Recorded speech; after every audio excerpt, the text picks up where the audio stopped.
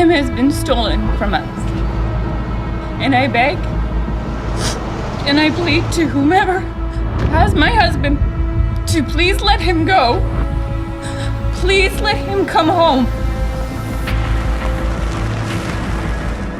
You don't need him, but I do. It was just a truck. Just a truck.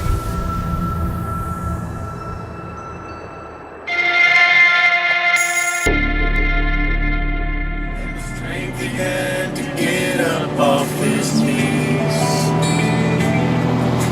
We found him with his face down in the pillow, with a note that said, I love her till I die. Tim Bosma was a pickup truck and country music kind of guy who drove a Dodge Ram 3500 diesel with chrome running boards. But for all the fond memories, the truck had become a money pit, and Tim Bosma decided it was time to sell. So on the evening of May 6, 2013, he was headed home outside Ancaster, Ontario, to meet someone who'd called about going for a test drive. But with the sun about to set, the prospective buyer still hadn't arrived. It seemed a strange time to test drive a truck. Tim asked his wife, Sharlene, should he still accompany them if they came so late? And you said? I said yes, because we want the truck to come back. Because I actually believed that our worst case scenario, absolute worst case scenario, is the truck would get stolen and we both would be able to get to work the next day. So I told him to go. It was just past 9 p.m. when two men finally arrived for the test drive. But they came by foot. Given the rural location, that too seemed odd. It was so strange. Like they just walked down the driveway. Tim seemed to be kind of unsettled a little bit, because he had said, who comes this late? And we're like, this is weird.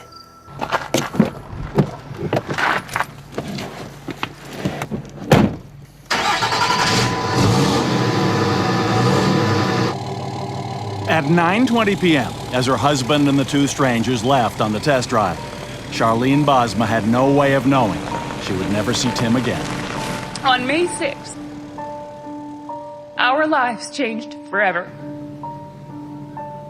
The devil led the vilest form of evil down my driveway, and it smiled at me before taking Tim away from me.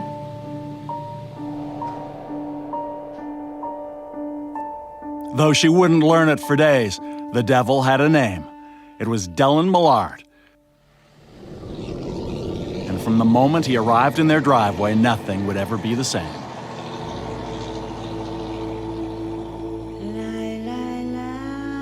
Until then, the Bosmas' life together had unfolded like a Hollywood romance. Two smart, attractive young people who find their soulmate, if after a somewhat dodgy first date, arranged online. I told him, because he had shaved and stuff, so I told him he looked 18, and that was my sister's age, so he was right away, well, maybe I should date your sister, which was funny. It was. He told me he thought I was probably one of the weirdest girls he'd ever met, and at the end, we shook hands at the end of the date.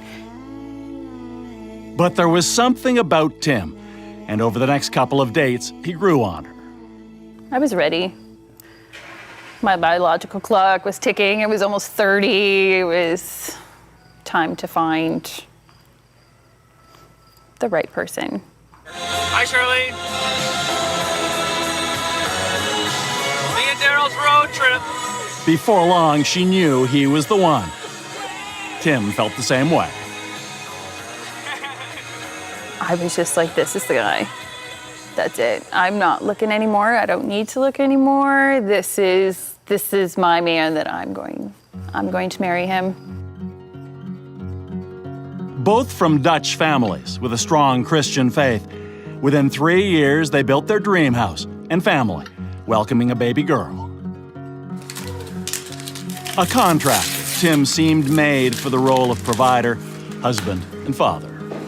Is this the necklace that went missing? Is this your necklace? Is that what I got for Christmas? Yes, I bought you my necklace. Cool. Awesome. Thanks, sweetie. You said you wanted one. Yeah. That's awesome. Thank you. It's a nice short one. I like the short ones too. Thanks, baby. In this happy home, Sharlene Bosma had no reason to fear when Tim and his truck were late getting back from the test drive. Or so she thought. Exactly 1 hour after he had left, at 10:20, she called Tim's cell phone.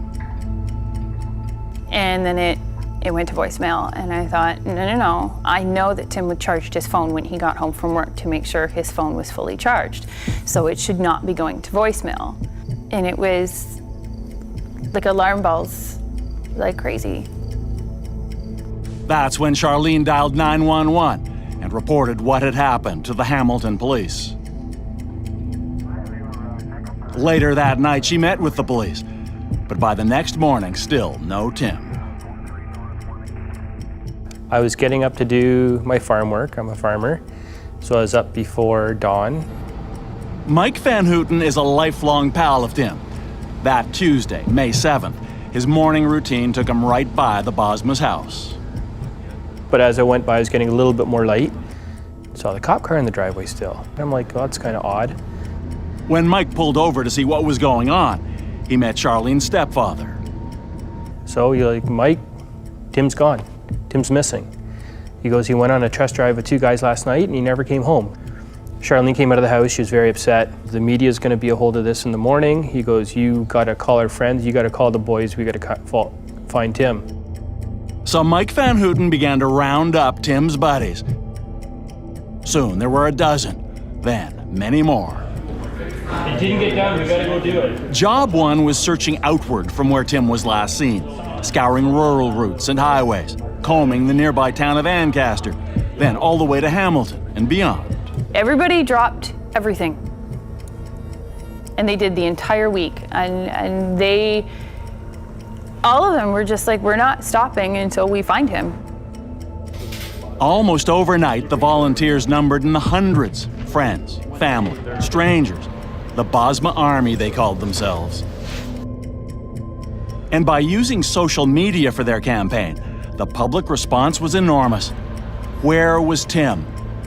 But as the story went viral, doubts crept in. Why was Tim missing? Had he got himself involved in something? And I think initially, we were all kind of looking for those conspiracy theories. Well, okay, did he run off or did he have some debts? And the more we dug and the more we learned, there was none of that.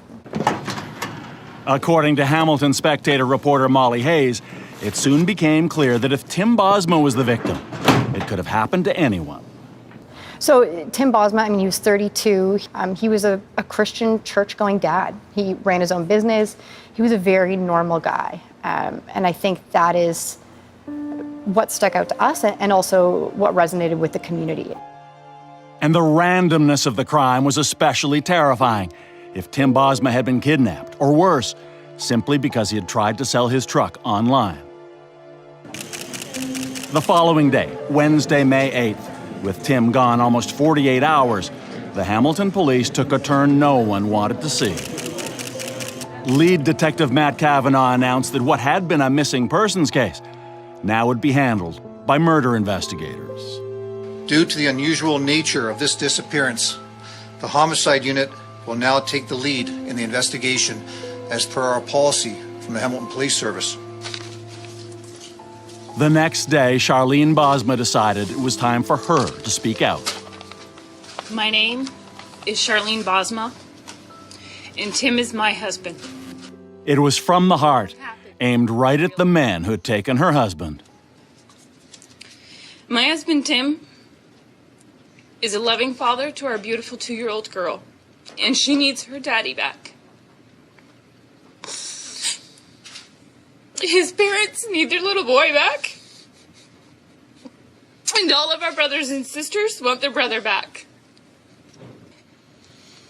And I beg and I plead to whomever has my husband to please let him go. Please drop him off somewhere.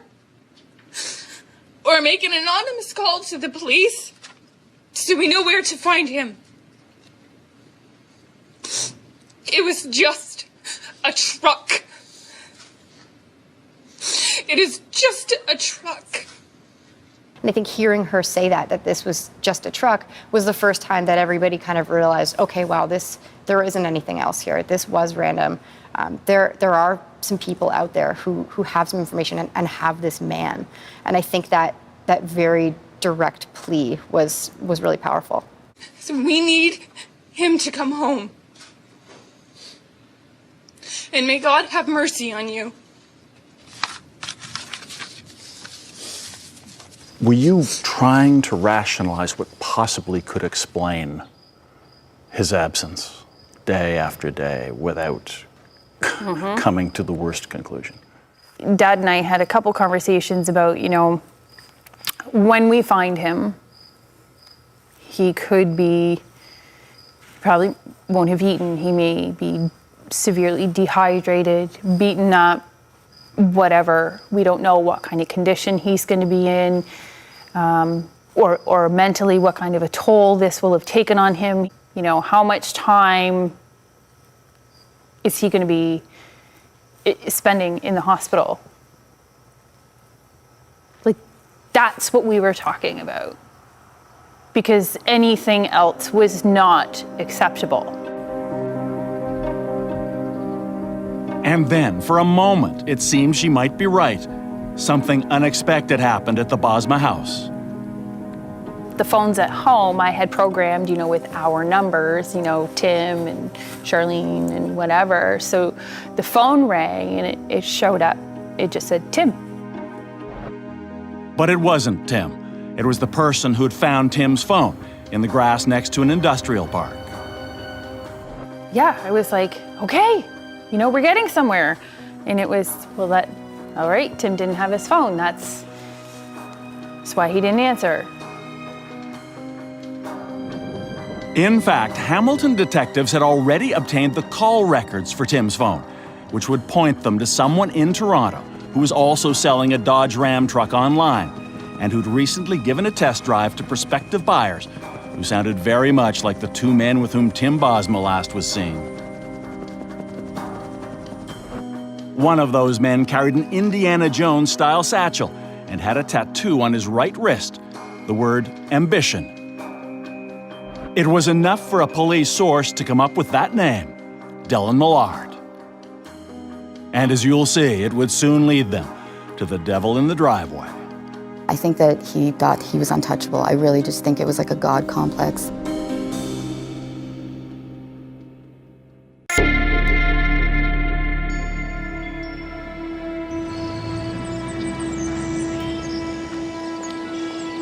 May 2013. The Hamilton police are still searching for missing family man Tim Bosma. But now they're also looking for a suspect named Dellen Millard. Long before he was a wanted man, Millard was a boy wonder. Born into an aviation family.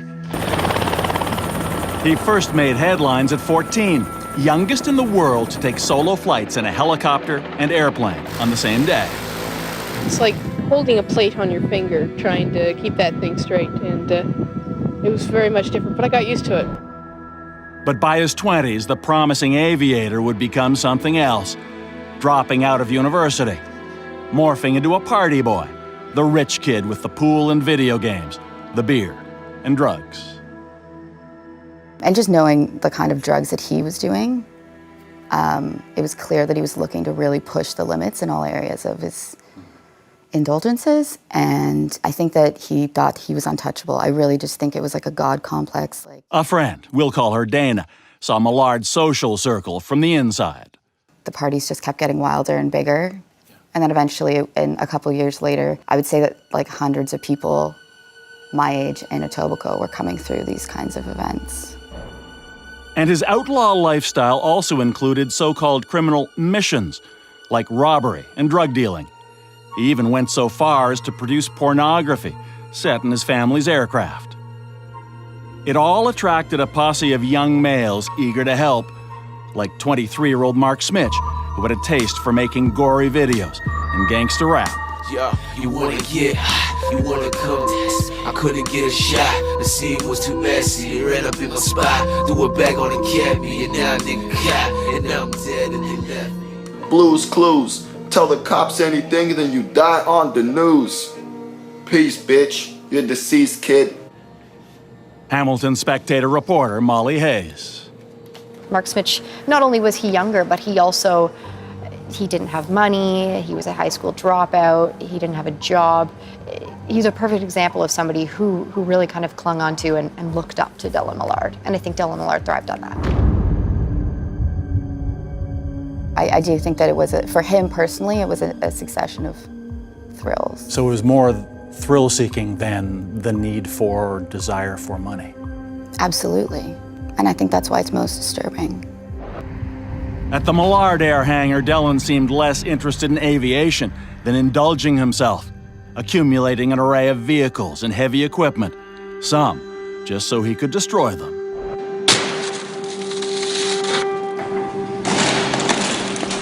He also had weapons. This is Dellen holding his rocket launcher. But in 2013, at just 27, Dellen Millard took over the family business. Now obsessed with acquiring a heavy-duty diesel truck, like the Dodge Ram pickup Tim Bosma advertised online. It's why Millard appeared in the Bosma driveway with Mark Smich on the evening of May 6, 2013, and at 9:20 p.m. departed on that test drive. Now, with a compilation of video from security cameras that night, we can piece together what happened next. Here, after they leave the Bosma driveway, Tim's black pickup is now followed by a dark SUV, Millard driving one, Smich the other. We don't know for sure, but it's believed Tim Bosma was in his truck's passenger seat, likely already shot to death. Half an hour later, the vehicles stop near Brantford, Ontario, where they change the Bosma license plates to avoid police scrutiny, then do a U-turn and continue. They've got the truck. Now they have to get rid of Tim. Over 2 hours after that, past midnight, they arrive at the Millard Air Hangar at Waterloo Airport, the Ram pickup now towing a trailer, carrying a piece of large, heavy equipment. They enter the hangar on foot, Millard on the right, Smich the left. Soon, outside, a flame erupts from the equipment on the trailer, there in the distance, on the upper right. It will burn all night, white hot. Hours later, early Tuesday morning, there's been no sign of Tim Bosma for almost 12 hours when Millard Air staff get a mysterious text message from Dellen Millard, ordering them to stay away from the hangar that day. Art Jennings had been working there for the past few months. Don't come to work. Don't come near the hangar. Don't come up to get anything. Office politics, I think is what it said. I remember the office politics. Back at work the next day, Wednesday, Art Jennings was immediately suspicious when he saw a black Dodge Ram pickup like the one described in news reports about the disappearance of Tim Bosma. My first thought to myself was, oh my God, is that the truck? What was it about the truck that struck you that it might be? Oh, the running boards, the chrome running boards. And it was black and it was a Dodge, and I didn't, it's like, oh my God, this is not real. There's something wrong here. The truck disappears, the man disappears, and same type of truck. But Jennings says he had no idea what to do about it. When he returned the next day, Thursday, he took this photo of the truck on his phone and verified the vehicle identification number. So I called 911 and gave them the last 6 digits of the VIN. And I said, could you just check this VIN and let me know if it's, you know, could it possibly be, or, you know. And then they told me it was, and I just kind of got sick. I went outside and I vomited out beside my truck. I was a shock beyond belief. But he waited another day until Friday to tell the authorities where to find the truck, fearful for the safety of his family and himself, he says. I was scared. If Dellen was involved, how is this going to affect me now? What's he going to do to me? What's he going to do to my son-in-law, my family? You know, what's he going to do if he's willing to do that for a pickup truck? What's he going to do to me? By the time he did report it, the truck was gone. Tim Bosma hadn't been seen for almost 4 days. Remember, thanks to Bosma's cell phone records and the description of the man who'd previously test-driven that other Dodge Ram in Toronto, police had a suspect named Dellen Millard. Now, they'd found him. They placed Millard under surveillance at the Millard Air Hangar. He was arrested soon afterwards, still carrying the keys to Tim Bosma's truck. But Bosma was still missing, so there was no murder charge. Not yet. Dellen Millard, 27 years old, from Toronto, has been charged with forcible confinement and theft over $5,000. And that was when Sharlene Bosma first heard the name of the devil in her driveway. And I was so excited. Because they've arrested this guy, they'll get the truck, he'll tell him where Tim is, and it's all gonna be over. Like, I thought for sure that Friday night, I was like, by this time tomorrow, I will have my life back. But Friday night came and went with no further word. All weekend, still no more news about Tim. She didn't know it yet, but Hamilton police were working on other significant discoveries. Acting on a neighbor's tip, they went to the home of Millard's mother. What they found in her driveway was a font of forensic evidence. They seized and searched a large vehicle trailer. Inside the trailer was Tim Bosma's black Dodge Ram pickup, in which there was a shell casing, gunshot residue, and Dellen Millard's fingerprints. An infrared luminol treatment exposed all the blood someone had tried to clean up. But what about that large piece of equipment the Dodge Ram had been towing that night? Chaz Main was on his ATV near Dellen Millard's rural property outside Ayr, Ontario, when police waved him over. Going through, hit third gear, coming up over the hill, had the wheel dangling about 4 feet in the air. And next thing you know, there's cops everywhere. They asked if he had seen anything unusual. He had. Chaz Main led them to a clearing in the woods on Dellen Millard's land. There, they found a large, heavy industrial incinerator, known as the Eliminator, designed to dispose of dead animals. It burns white hot at up to 1,400 degrees Fahrenheit. Oh, they were shocked. It was huge. It was 10 feet long, 6 feet high. Like, the trailer had 7,000-pound axles on it. The thing had to weigh 10,000 pounds. We now know it was the equipment seen spewing flames on that security video at the Waterloo Airport. Now, inside, forensic anthropologists found the charred remains of Tim Bosma. They worked for hours, searching for every tiny fragment.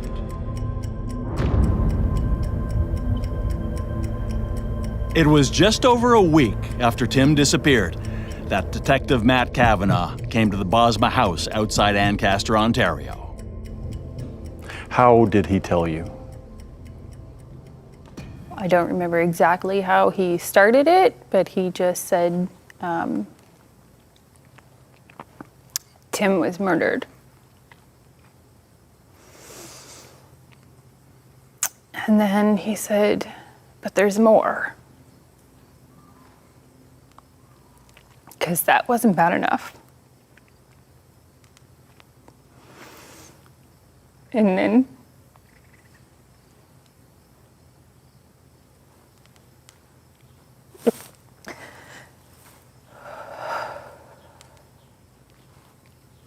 his body was burned beyond recognition. But he wouldn't or couldn't explain what that meant.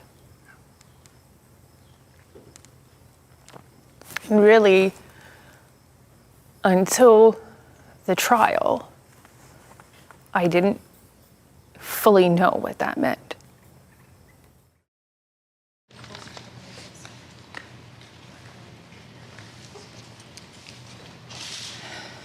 Yesterday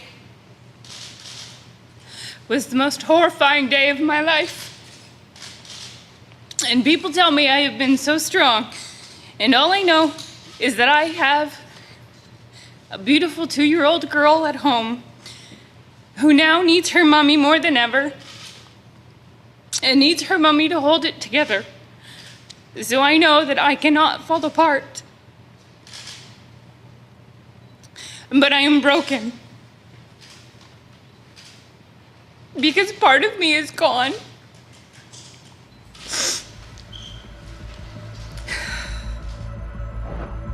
So now, one victim was dead. But could there be others? Like Laura Babcock? And could the investigation into her disappearance have saved Tim Bosma?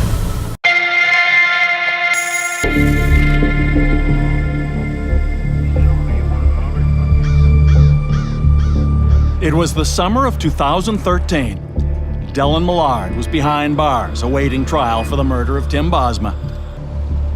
And police investigators continued to scour Millard's Southern Ontario farm, where they'd originally found the incinerator containing Tim's remains. They excavated and searched, looking for evidence of other crimes. But as you will see, by this time, the Toronto police already had missed 3 key clues, any of which might have saved Tim Bosma's life. First, the mysterious case of Laura Babcock. In 2012, a year before Tim Bosma disappeared, so did she. Laura Babcock was outgoing and attractive. Then, after she graduated from the University of Toronto, Dellen Millard entered her life. The police called it a non-traditional dating relationship. Friends with benefits might be the term that's used nowadays. They were friends and they had a romantic relationship, maybe for a very short period of that friendship. Anne Brocklehurst wrote a book about the Bosma murder, Dark Ambition. She says after Babcock met Millard, things soon spiraled out of control. At that point, I mean, the age Laura Babcock was, 23, she'd been dealing with mental health issues for a while, and that's an age where symptoms tend to manifest themselves. So that was a bad stage of her life. And Dellen Millard remained in her social circle when Sean Lerner was her boyfriend. By July 2012, Laura Babcock was missing, and Sean Lerner set out to discover why. Molly Hayes of the Hamilton Spectator. He started to wonder what the heck had happened to her. He had her phone records, and he saw that the last several calls she had made were to Dellen Millard. So Sean Lerner took those phone records to the Toronto police. But he says the police did nothing. A year passed, and Laura Babcock still was nowhere to be found. Eventually, Lerner would write a letter of complaint claiming the Toronto police failed to file a missing persons report, didn't collect statements from friends, and eventually abandoned the case. Sean Lerner declined to be interviewed, so we had an actor speak his words from that complaint. The missing investigation was just abandoned and left open in bureaucratic limbo. The police just gave up looking for her. And Laura Babcock was still missing in November 2012, when there was a second missed clue, of a different sort perhaps, but still prophetic. An ad had been placed online to sell a motorcycle in downtown Toronto. One day, the owner, Marty McDougall, came home to find both the motorcycle and its trailer gone. He knew there was a security camera right across the street that just might be able to identify the thief.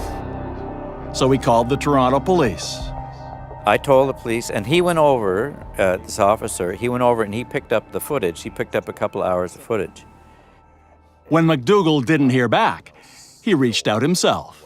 I emailed him about 10 times. I phoned him about 10 times. I wanted to find out myself what was on that, you know, if they seen anything, you know. He never even responded. Nothing. Nothing from the Toronto police. But several months later, after Tim Bosma was killed, McDougall was contacted by Hamilton detectives who'd found his disassembled motorcycle and trailer. Where were they? At none other than the Millard Air Hangar in Waterloo.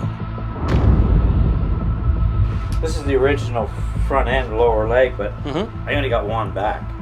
Which led Marty to question why Toronto investigators didn't use that security video to track down Dellen Millard months before. Does it cross your mind that had the vehicle been identifiable on that tape, it's possible those guys could have been apprehended Of course that 8 crossed my months mind. before Tim Bosma died? Yeah, of course they did. The Millard Air Hangar was supposed to be a multi-million-dollar aircraft maintenance facility, but not a single plane ever got there for that purpose. Instead, mostly it housed Dellen Millard's toys, cars, jet skis, motorcycles, many, like Marty McDougall's, stolen. Employees soon realized Millard Air had become the headquarters for Dellen's criminal activity and disreputable friends. But they were with him all the time. Every time he showed up, they basically were there. Yeah. You know, and it did remind me of a little, I'm the king and you're my puppets and you're going to do what I want. And Art Jennings learned about escalating tension between Dellen and his father, the company's CEO, Wayne. All I know is what I was told, is that Dell's father was going to cut him off because Dell was spending too much money and was not taking responsibility for the business, and his father was not going to let him ruin the business that him and his father, Dell's grandfather, had started. Then, on November 29th, 2012, Wayne Millard suddenly died. Aviation journalist Rob Seaman. I was shocked. I'd seen him not so long before that, and he seemed pretty healthy. We were told it was a brain aneurysm. But it was no act of God or nature. In fact, Wayne Millard was killed by a gunshot to the head. The Toronto police quickly called it suicide. His body was cremated, and there was no further investigation. It would be the third missed clue.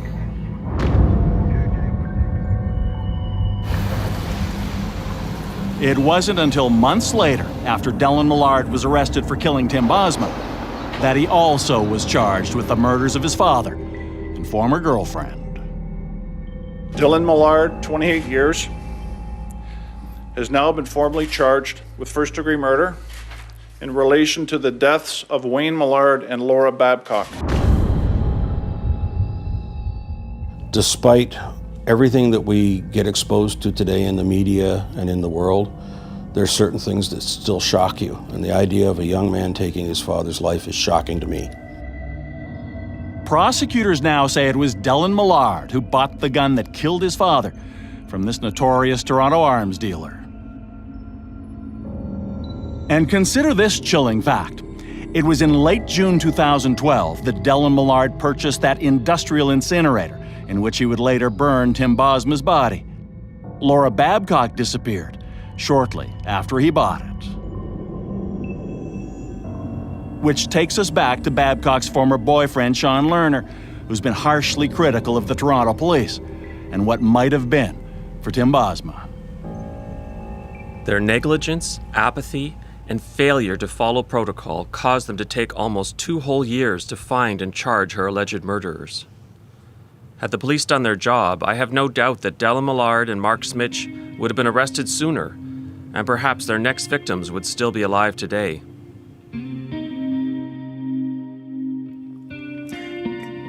Do you ever look at what might have been in terms of the police investigation? Thought of it. Yep. Living in a world of what ifs doesn't change what is. Possibly things could have been different, but we don't know. I don't know. But looking at the what ifs does not change my reality. So at the end of the day, it doesn't make a difference for me. Because he's still not here, so. Sharlene Bosma's ordeal would drag on until the trial. And finally, 1,000 days and nights after the devil came to her driveway, justice.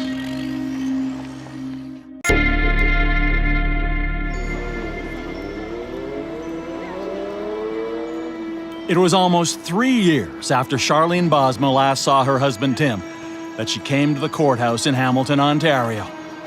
On trial for Tim Bosma's murder, Dellen Millard and Mark Smich. It would be a massive case with testimony from about 100 witnesses and a mountain of evidence. And day after day, the men who killed Tim sat there just a few feet from Sharlene. Did you try to make eye contact with them? I didn't try. Eye contact was definitely made many, many, many times. One of the things that I found comforting is when each day was over, I went home. I wasn't going down to lockup. They were. And we all went home and got to be together, and I got to be with my child, and it's a small thing. No, it's not. It's a big thing. The evidence at trial hadn't proved who fired the fatal shot, but prosecutors argued that was a moot point. They told the jury, it doesn't matter. The point is not to determine which one of them pulled the trigger. The point is to determine whether both of these guys knew what was going to happen that night and were both implicit in carrying out this murder. When the jury went out, what was your frame of mind? I was climbing the walls. It was everything about, trying not to think about the fact that the jury is out and they're making a decision that affects all of our lives. Trying not to think about, well, what are they thinking? What are they talking about? Trying not to think about what if we don't get the verdicts that we want. After 4 months, in June 2016, 1,000 days and nights after Sharlene had watched Tim drive away, the jury was back. I can't explain just how quickly our emotions skyrocketed up until that moment. And I didn't even sit on the bench in that room. I was literally on the edge of the bench waiting.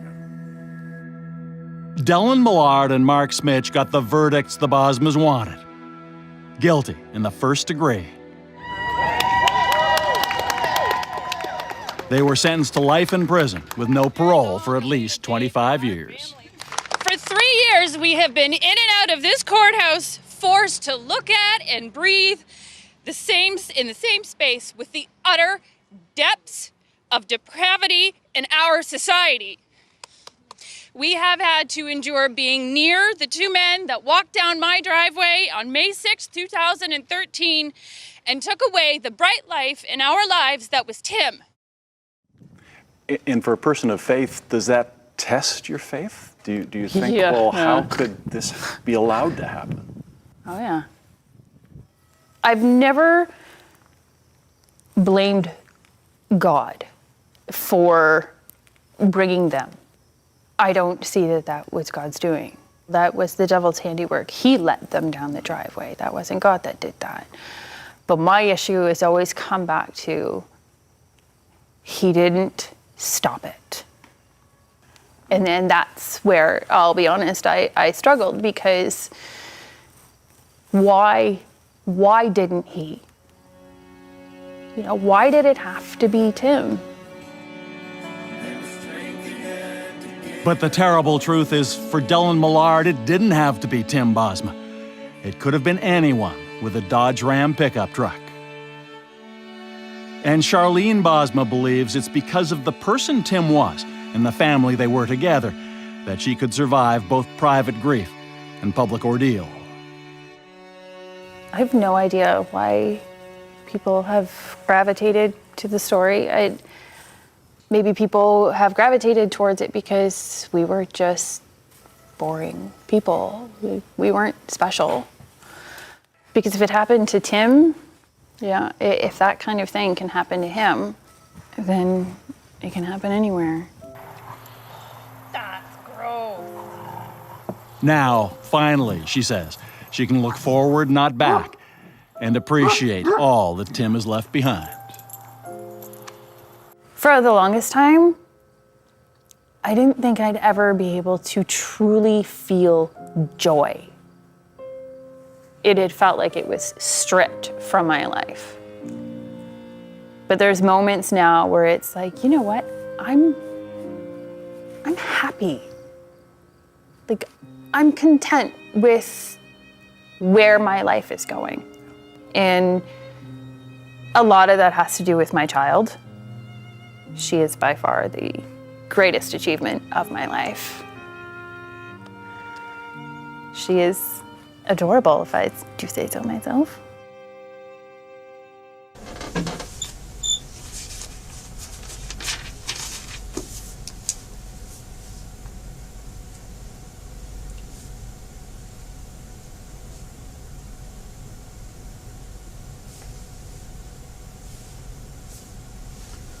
Okay, today is Friday, November the 30th, 2012. The time is 1:30 a.m. I'm Detective James Hutcheon, Hutcheon, badge number 6103.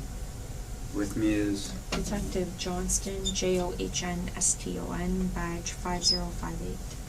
And also sitting with us is Dellen Millard. That's correct. Dellen, can you spell your first name, please? Dellen. And your last name? Millard, Millard. Okay, and you also have a middle name, right? Evan. And spell that, please? Evan. Oh, okay, great. Okay, I would ask that each of you acknowledge that you understand this statement as being video and audio taped and that you consent to such a tape being made. Is that understood? Understood. Yep. I understood and I consent. Dylan, there's a camera up here. Yes. Okay, and there's a microphone above your head. Yes. Okay, we're at 22 Division, which is 3699 Bloor Street West, Toronto.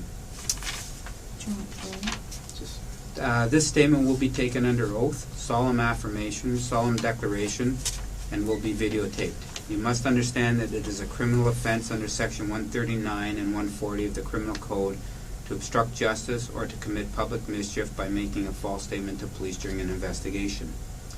You must further understand that you may be a witness at a trial concerning the events you describe in the statement, and if at that time you recant your statement or claim it to be false, it can and will be used at that trial, and you may be liable to prosecution under Section 137 of the Criminal Code for fabricating evidence. Finally, you must understand that you are not obligated to give this statement, and if any person has by words or acts attempted to persuade you to provide it, you are to disregard those words or acts and only give the statement if you freely choose to do so. Do you understand your right to choose whether or not to make a statement? Yes, I understand that. Do you understand the criminal consequences of making a false statement? Yes, I do. Do you understand the fact that this statement will be videotaped? Yes, I do. And do you choose then to give a statement? Sure, let's do it. Okay. At this time, I'd ask the Commissioner of Oaths to administer the oath. You're lucky. What's going on? Will you be swearing on the Bible, sir? No, I'll be... Affirming? Okay, it's MacDonald, 86920, Commissioner of Oaths. So I'm just going to ask you, Do you, Dellen Millard, solemnly affirm that in this statement you shall tell the truth, the whole truth, and nothing but the truth? Yes, I do. Thank you. Thank you, Dory.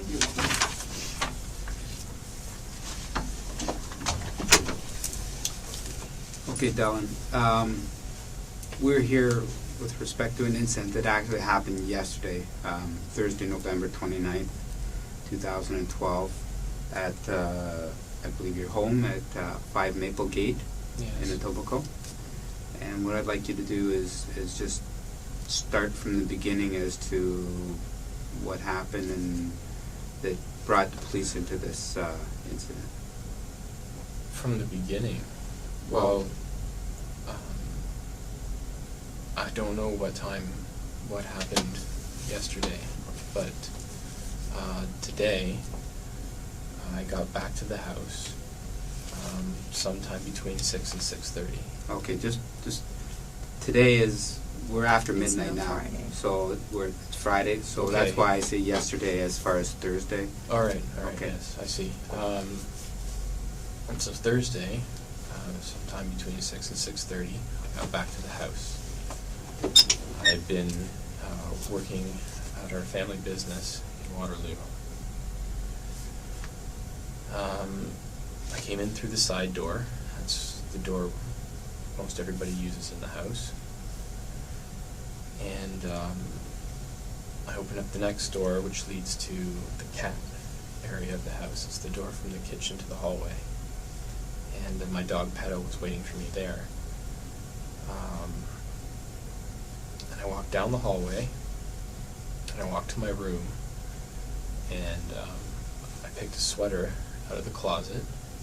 It had been a cold day.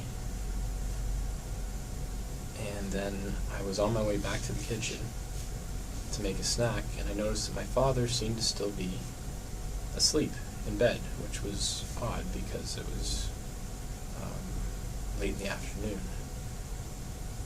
And so I poked my head in, and something didn't really seem right about the way he was laying. He was laying very stilly. And then I walked into the room, and I saw the blood on the pillow. And for a moment I had to leave the room. I actually went back to my room, and I got out my phone, and I walked back into my dad's room, and I called my mother, and I told her what I was seeing. I literally said, I'm standing in my dad's room, and there's blood all over his pillow, and he's dead. And at first, she thought I actually meant my dog Pedo, because she kept asking about his dog bed. I said, no, not the dog bed, his bed's pillow.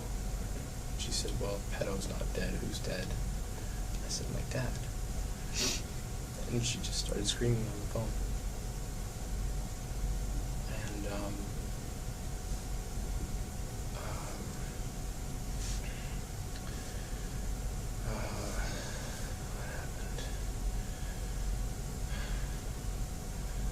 And well, I stayed on the phone with her for a while. I went out to the front. I left the room. I paced in the front driveway. I stayed with her on the phone for a while. And I tried to get her to take a taxi, but she insisted she drive out. And so she drove over. And I texted a friend of mine, Andrew Michalski. And I told him that something terrible had happened, and would he please come over? I didn't want to be alone. And he did. And we waited in the driveway together until my mother got there. And then she went in the house by herself for less than 10 minutes, more than 5. And she came back out, and she pulled out her phone and she called the police. Or, well, she dialed 911. And fire truck came first, and then ambulance, and then squad cars.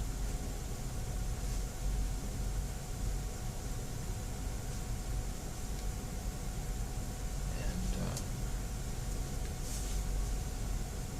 I talked to some of the officers. They asked me when was the last time I spoke with my father.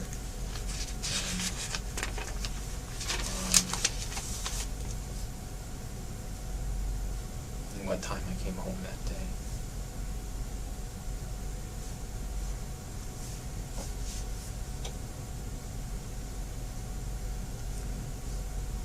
That's what happened yesterday.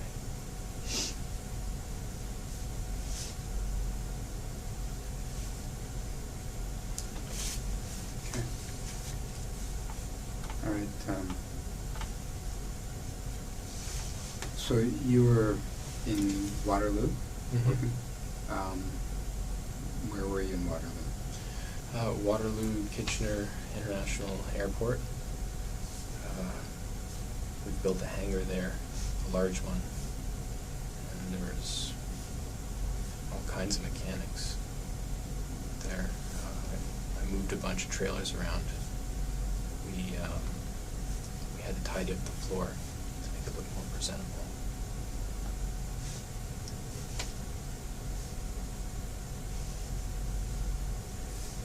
Okay, so you work for the family business? Yes, I do.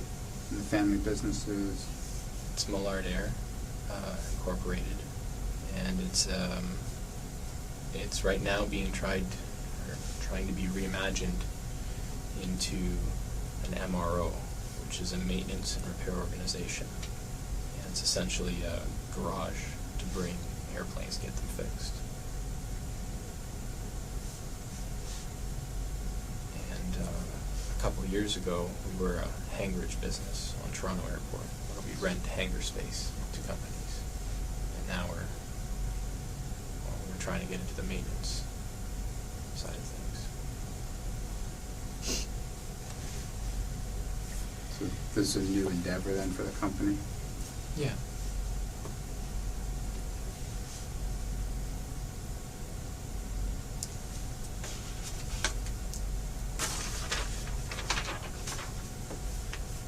Okay. And how is that going as far as the new hangar and everything in Kitchener? It's going. It's stressful. It's been about a year and a half of very hard work for everyone involved, and we haven't got a contract yet. So, from an accountant's standpoint, it's not going well.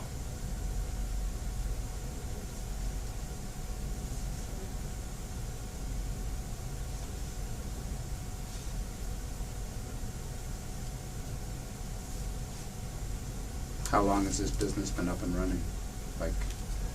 Well, it's viable to start doing maintenance repair orders. We got our license about 3 weeks ago.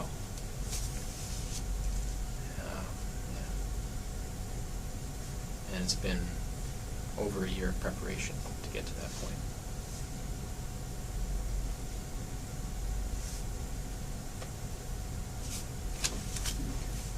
What's your position in the company?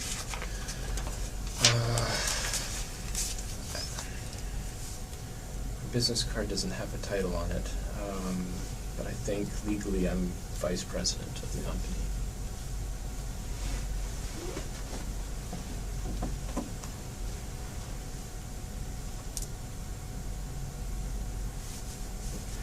Okay. And when did you go to Kitchener? Got there after 11:30, but probably before 12:30, somewhere in there. Right around lunchtime.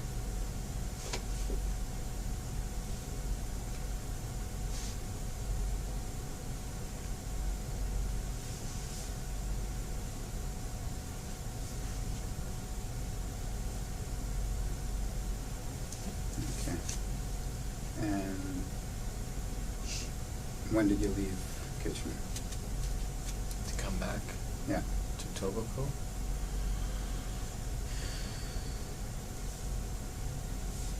I don't know.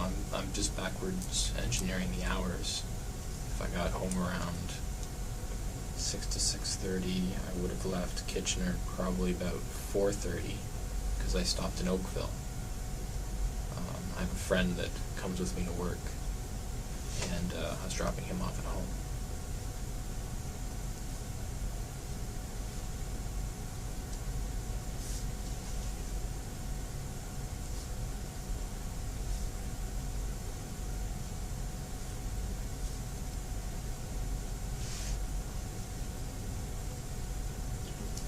When was the last time you saw your dad?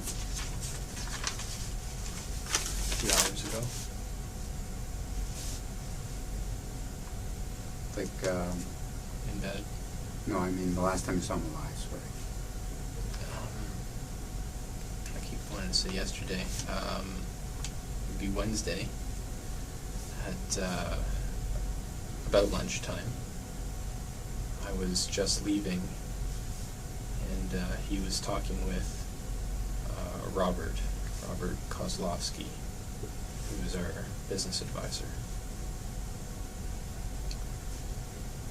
And I stopped for a moment to put my 2 cents in. They were talking about one of our managers, John Barnes, who's been difficult to deal with lately. And I was basically saying, let's just find somebody that's easier to deal with, because he's holding us back. And my father said, what did he say to that? He said, yeah, maybe later. And I headed out. I went to Oakville from there. Lisa, the bookkeeper, was still there when I left. And I think Robert and I left at the same time.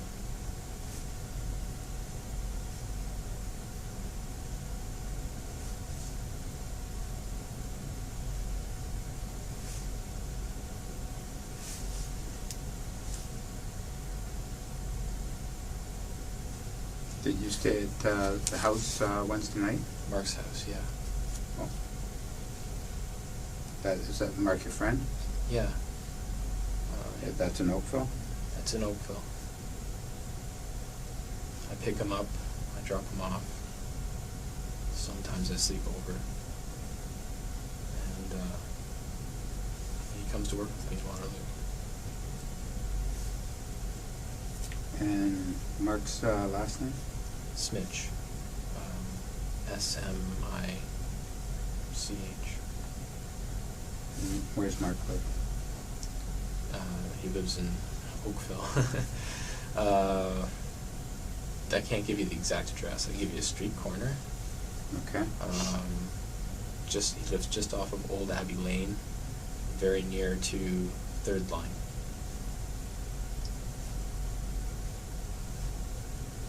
But his actual street isn't Old Abbey. It's another small side street, but I don't know the name of it.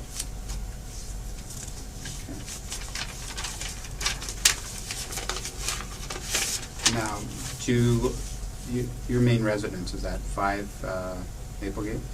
Officially, it's 307 Riverside. I have an apartment in that building, but I've torn it all apart for renovations. So for the last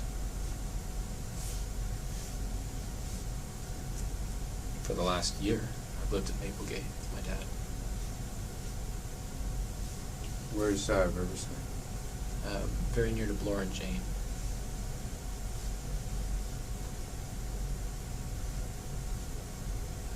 So, your mom mentioned a 6-plex, is that? That's it. That's a 6-plex? Yeah.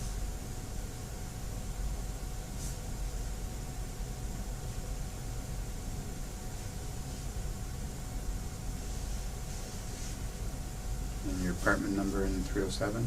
Number 2.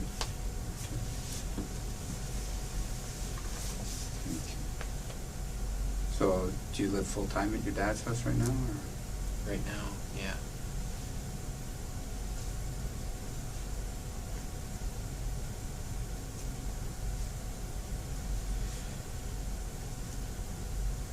So is Riverside, is it livable in right now, or is it? The apartment? Yeah. I don't need that many amenities, so yeah, it's livable, but the washrooms aren't, the toilet works. The washrooms aren't hooked up. The walls are just sort of starting to be painted. It's getting close. Okay. Now your dad's health. Can you tell me how his health was? Well, he threw out his back. It's been a while now. 9 months ago, between 7 and 9 months ago.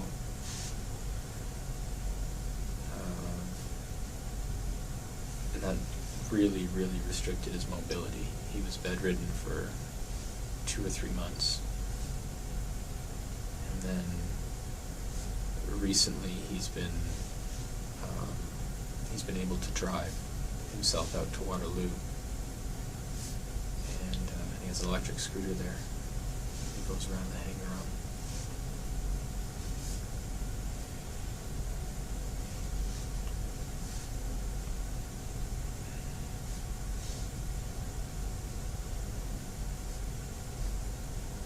Does he have trouble getting around in the house?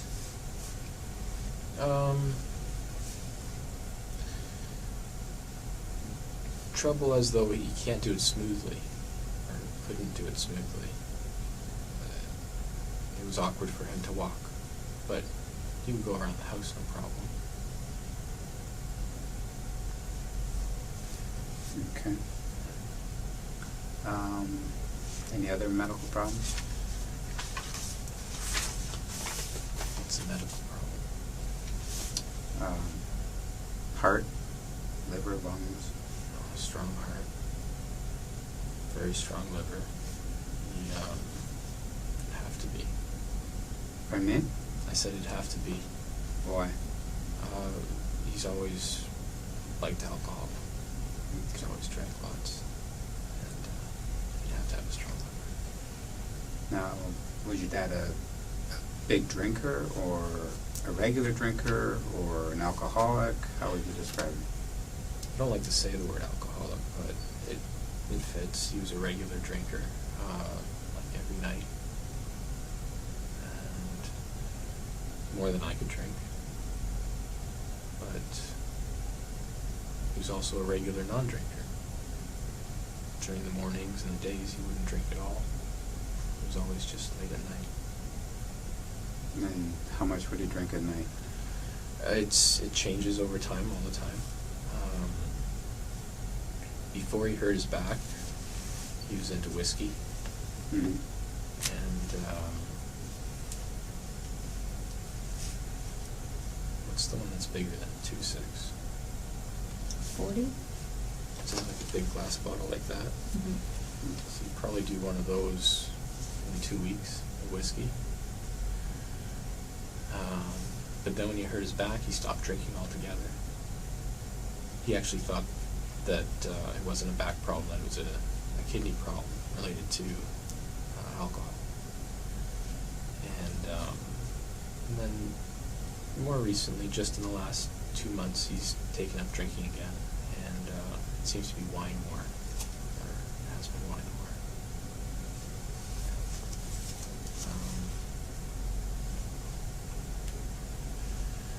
Maybe 8 to 10 of those small wine bottles a night.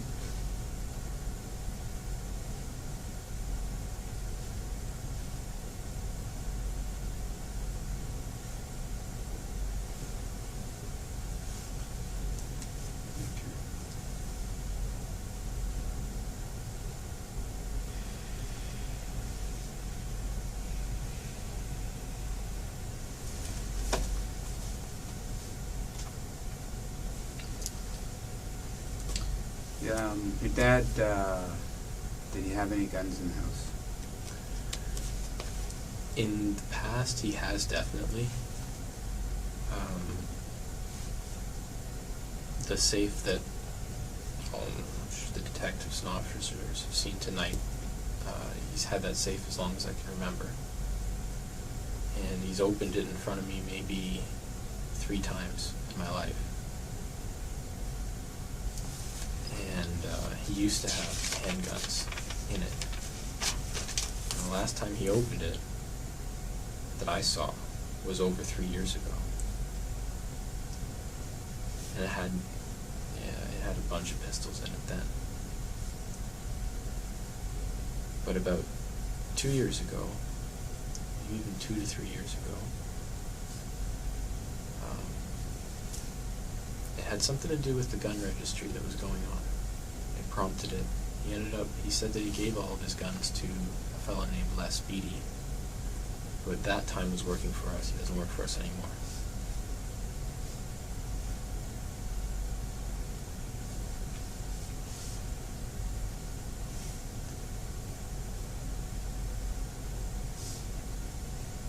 So he gave them to Les Beatty? Mm-hmm. My understanding was that Les would take them out in the country somewhere, a friend's property or a family member's property, and just shoot them for fun. Okay. Do you have a number for Les Beatty? I do. Oh, no, wait. I don't have it on my phone. I never call him, but I did give it to an officer tonight because we have it's not a Rolodex, but it's our own little phone book in the house. Okay. So your understanding was your dad didn't have any guns left? No, I didn't think so.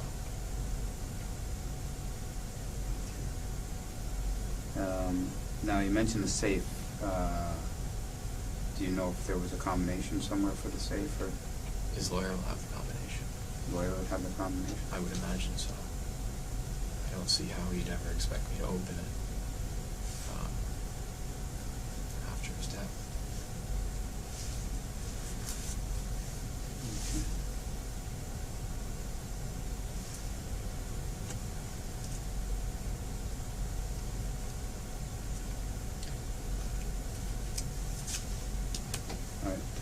Trish, do you have any questions? Did anyone else ever stay over in the house besides you? Like anyone else ever sleep over in that house? Sometimes Mark would sleep over at my house, and then we'd just go straight to Waterloo from there. Not recently in the last maybe 3 months, but before that, sometimes I would have parties and people would have had too much to drink to drive, so they'd just sleep over in the basement. Okay. That was never regular. That was sort of on just a case-by-case type of thing. What's the whole basement set up for downstairs? For parties. For parties? Yeah. We tried to make it look like a club. Who set it up like that? I did the interior design stuff for it. We had the paint colors and wallpaper.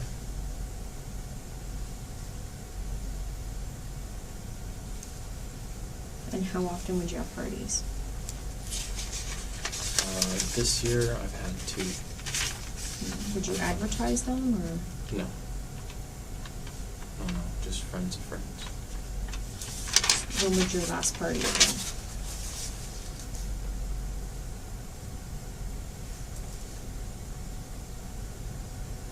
Somewhere in the middle of the summer. I don't know what month. When my cousins were over, and they only come in July. It's probably in July.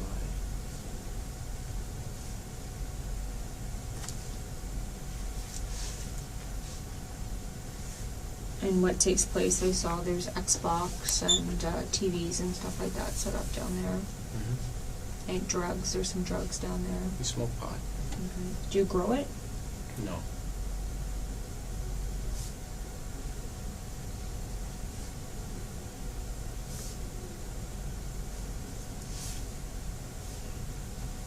And the whole hallway with the bedrooms and stuff and the rooms set up there, what's all that for? That's just a guest room. Just guest rooms? Mm-hmm. There's just the one, though. There's not guest rooms.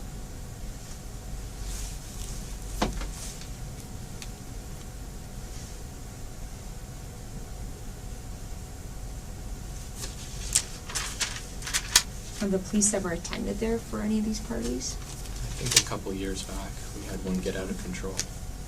And we had to call the police to get people off the property. How many people usually come? Usually it's 20 or less. That night it was more like 300 or something. It was, somebody posted on Facebook and it just went nuts.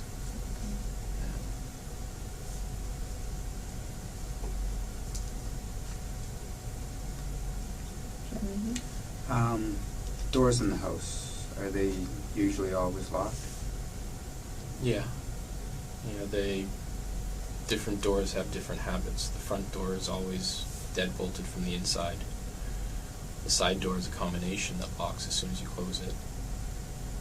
My dad's usually pretty good about going around the house at night to make sure we have wooden stoppers in the sliding doors that lead to the back. Okay. Your dad's sliding door wasn't locked, and there was no wooden stopper in there, and the screen wasn't locked. Is that? That's not unusual recently. He's been smoking a lot in the house recently. Smoking in the house, or? Yeah. He didn't used to do that a few years ago, but now he does, and now he did, and he just opened the door.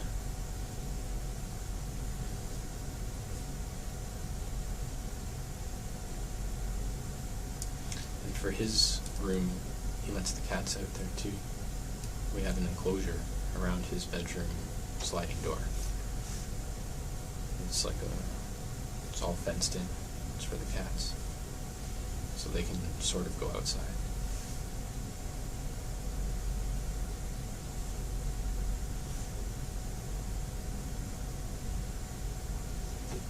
Okay, was your dad depressed at all? He had depression in him.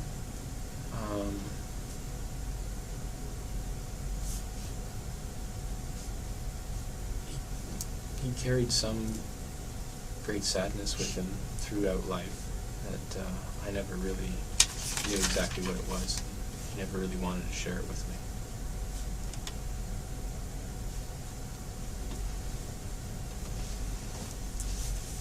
It wasn't like he was always sad either.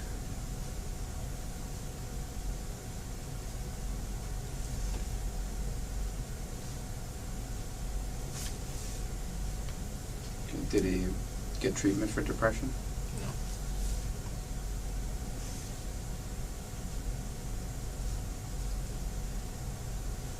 Was he under a lot of stress with this new endeavor? Lots. Lots this year.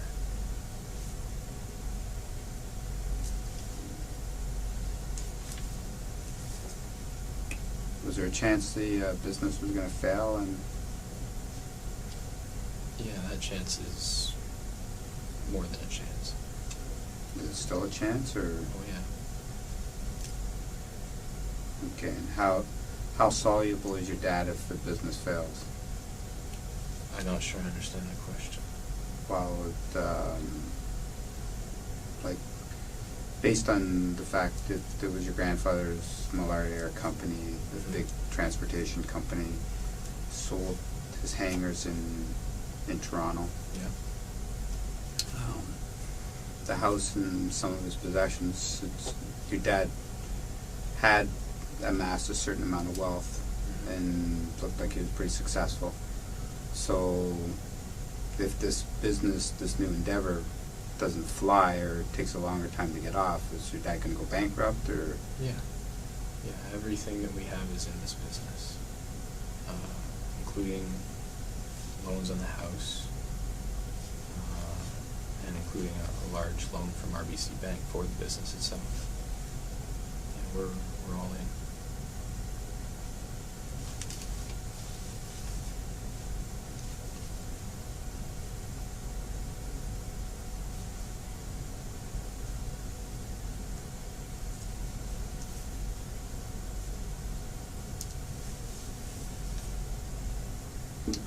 So how long did your dad think that it should, like, the year and a half that it took to get to this point to get the license, was that longer than it should have been?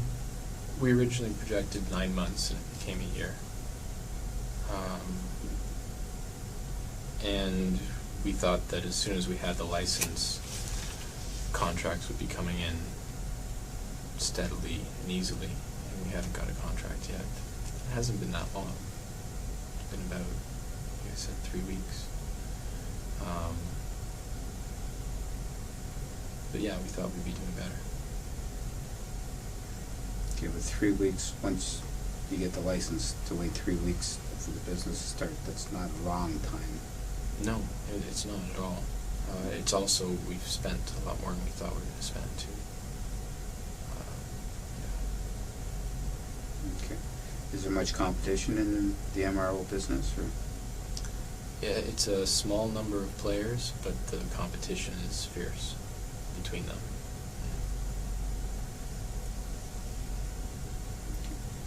Does your dad own other properties? She's got to own something else. He owns Maple Gate. Sorry? The house we were at. Yeah. The hangar. I own Riverside, which is the Sixplex. Mm-hmm. No, I don't think he owns any other properties right now. A vacation property or anything like that? A cottage? No, yeah, he got property when his father died. He got his house and a vacation home out in Picton, and they were both sold.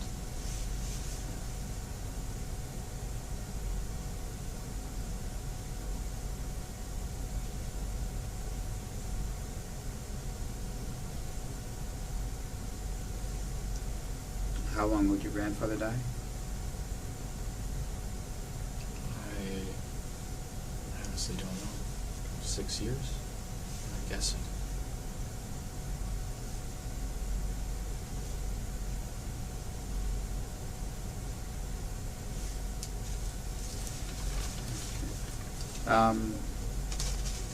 I noticed some stuff, Robinson helicopter and other stuff. Are you a pilot? I am. Your dad was a pilot, right? Yes, he was. What pilot license? Are you a helicopter pilot? Yeah, I'm a helicopter pilot, and I have that at the private license level, which is, do you know the different levels? No.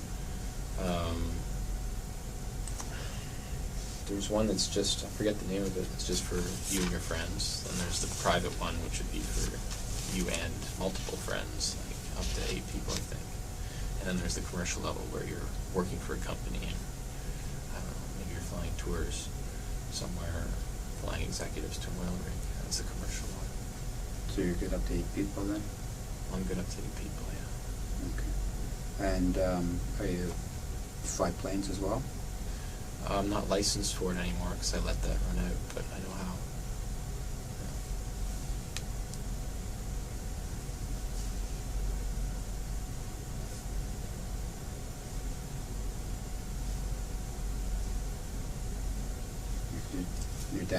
Your dad was a pilot as well, right? He was.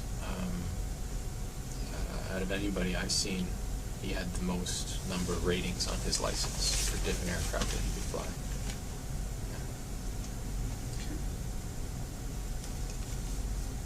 Was he still flying? No, he hasn't flown in a long time. I think his last check ride was when his father was still alive, maybe 5 or 6 years ago.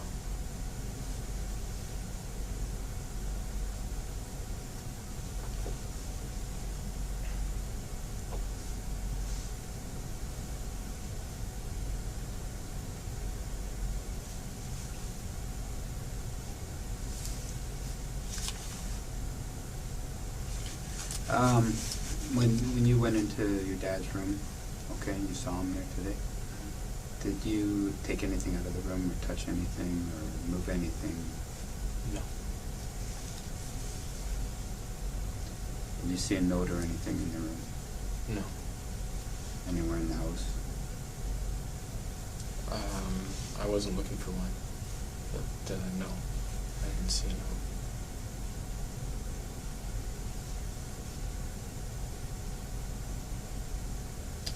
You have a housekeeper? Yes. Her name? Her name is Dina. How often does Dina come? Usually twice a day.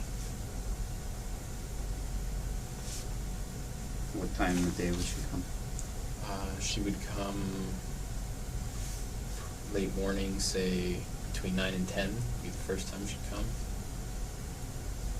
And then she'd probably come again around 5 p.m. to 6 p.m.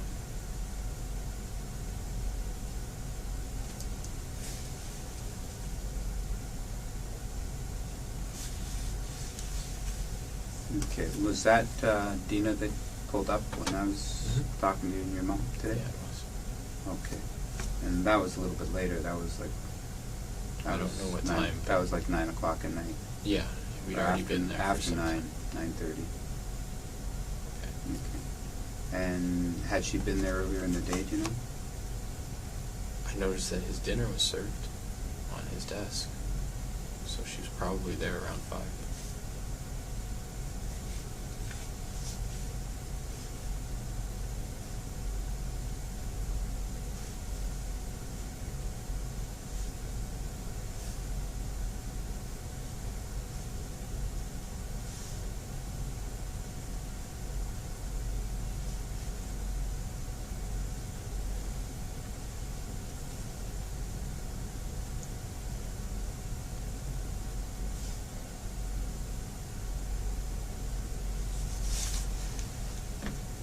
So if she was there at 5, why would she come back at 9 or 9:30? I don't know. Maybe just to clean up the dishes. But it's neither unusual or usual. It wouldn't surprise me that she'd come at 9 at the same time. She doesn't have a regular thing to do at that time, though. She's always come in and out of the house freely whenever she wants.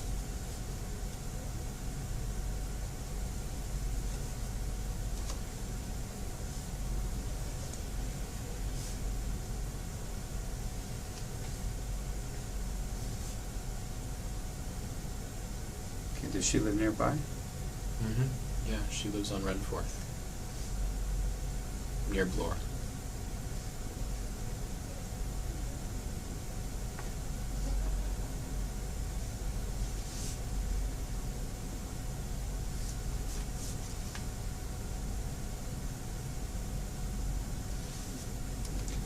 I noticed a large keyboard in the front hallway where the front door is bolted.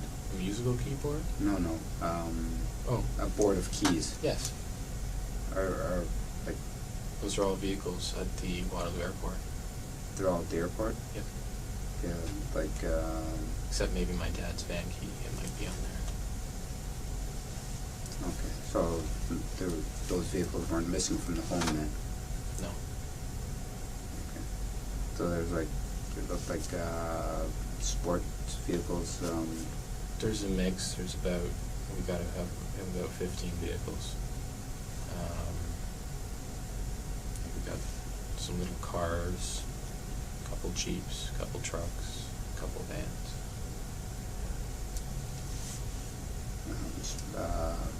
Jet skis and... Yeah. Where are they all stored at the hangar as well? They're all at the hangar. Okay. Yeah, that's one of the items I had to clean off the floor. It didn't look airport enough. Okay. All right, anything else? No, just, did you know if your dad had a girlfriend or anyone involved in his life? Mm-hmm. About a week ago, he asked me if I would be all right with him seeing a woman called Janet.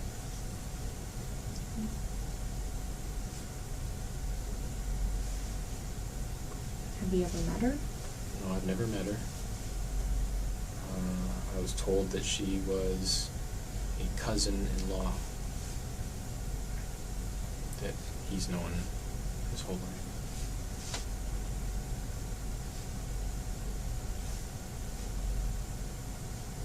Did he say how long he's been dating her? Or? No, but we get calls frequently at night, and I'm quite sure that it's just her. And that's been going on for the last year.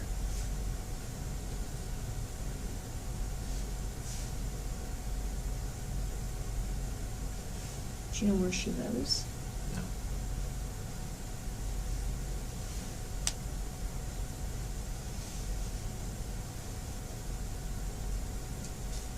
What did you tell your dad when he asked you? I told him that so long as it didn't create any legal issues with me, I wanted him to go find his happiness.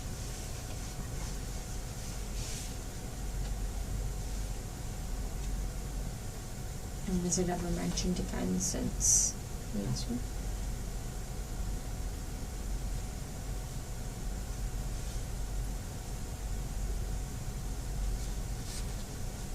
This past weekend, he disappeared for 2 days, and I think he was with her.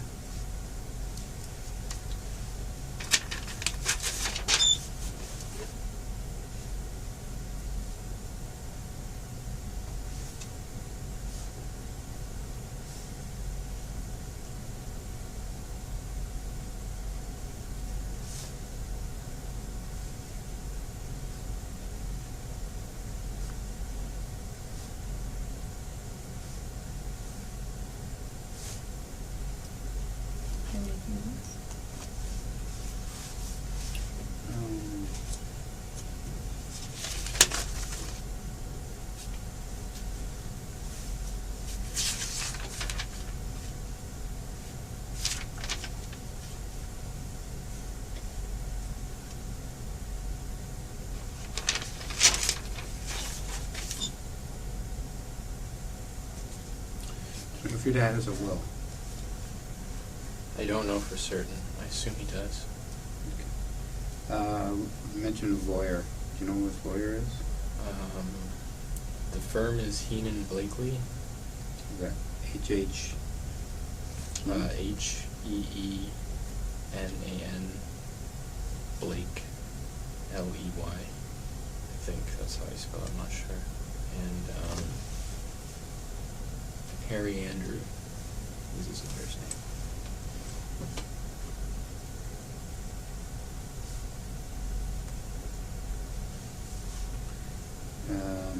Do you know where their office is, or? Somewhere in Toronto. Do you know who the executor of your dad's estate is? Does that mean who distributes his estate when he Who would be in dies? charge of it? Yeah, would it be the lawyer or specific? It'll probably be, I would assume it'll be his lawyer and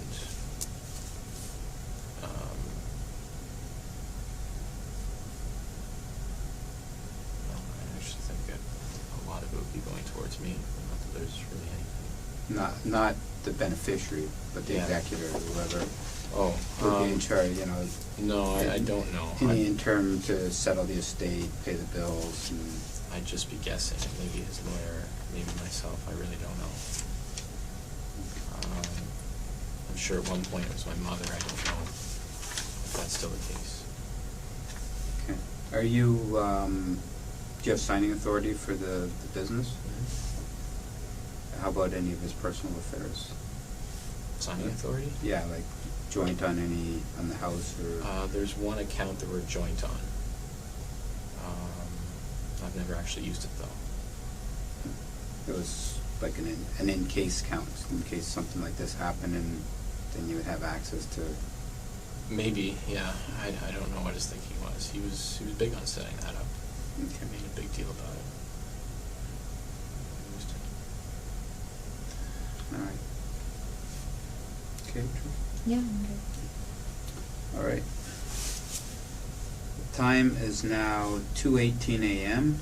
It's still Friday, November 30th, 2012, and I'm ending this interview. Actually, before I end it, is there anything that you want to tell us that we might have forgotten to ask you, or anything that you remembered that you think that we should know? Or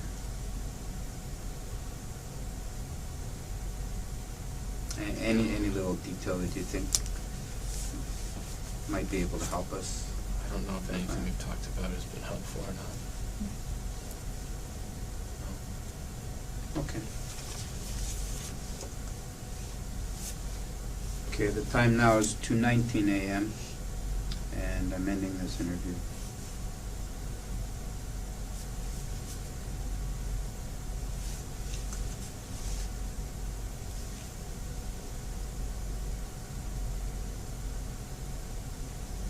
Breaking news, a judge has just found Dellen Millard guilty of first-degree murder in the death of his father, Wayne Millard. Arthi Pohl is here with the details. What happened in court? Well, this is nearing the final chapter of this ongoing story involving Dellen Millard. We know that he has been convicted in 2 other counts of first-degree murder in 2 other cases, and this is now a 3rd conviction. He had been previously sentenced to life in prison, 2 consecutive sentences, and we are waiting for the sentencing in this particular case. This one, as you mentioned, Rashmi, involving his father, Wayne Millard. Now, Wayne was actually found dead in 2012. It was initially deemed a suicide, but then that case was reopened in 2014 following the killings of Tim Bosma from Hamilton. Many Canadians might remember that case because Tim Bosma, of course, was trying to sell his truck, and Dellen Millard was one of the individuals who responded to that ad to take it for a test drive, and Tim Bosma never came home. Laura Babcock was a Toronto area woman, and she was involved with Dellen Millard. She was also found dead, and these are the 2 individuals we know that Dellen Millard had been convicted of killing earlier, and now this is the final and 3rd conviction that we are seeing now. And according to the accounts of our reporter, who is in fact in the newsroom, the judge says that Millard left his false alibi's home and carried out a planned and deliberate killing. Also made mention that Laura Babcock's mother was in the court. Bosma's parents were also in the court. And the judge said that they were satisfied beyond a reasonable doubt that Dellen Millard killed his father by shooting him in the left eye as he slept. Also, we know that there was applause in the courtroom from Babcock and Bosma's families. Again, this is nearing the final chapter, putting an end to this tragedy for them all. And also, a reporter says that Millard was crying in the witness box. So very emotional about this final conviction here. And I've just been handed some new information also that the sentencing date is set for November 16th. So that is the latest that we have on this breaking news story. Rashmi. Thank you, Arthi.